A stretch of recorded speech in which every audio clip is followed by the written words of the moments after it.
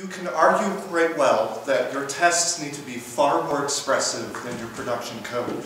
You won't see all of the benefit of your unit tests unless they're very expressive. That's because if the more expressive they are, when they fail, the easier it is to understand what they were testing and what failed.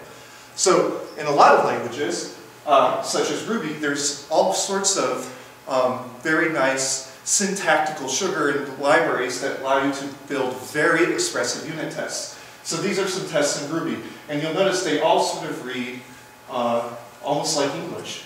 We also have that in Scala, and this is one reason why writing your tests in Scala is actually a very good idea, because you can build more expressive tests.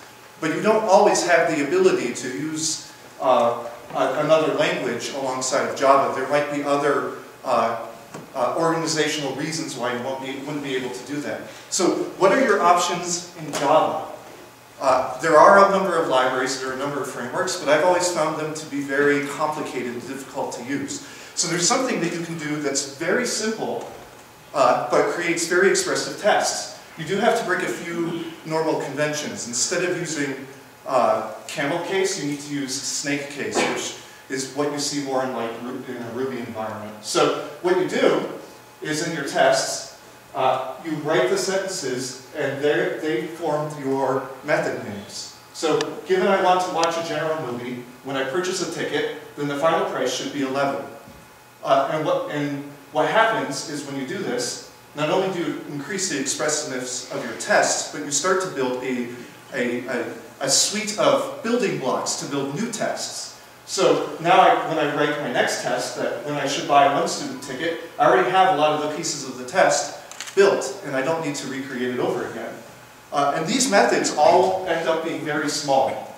So here's what they actually look like. You can see they're very simple, and this is pretty common for this type of unit testing style. And I've started to use this at work, and I absolutely love it. It's changed the way that I write unit tests and the way that I think about tests. The other advantage of this style is that it takes the emphasis off of the mechanics and puts the emphasis on the behavior that you're actually trying to test.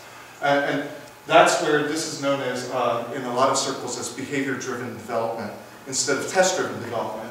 So I'm capturing the current state, the behavior that happens, and what should the outcome be. And that's essentially naked BDD with Java. And oh, the other thing is, I had no frameworks for this. This is one example where a framework could actually get more of the way than be helpful. So, thank you.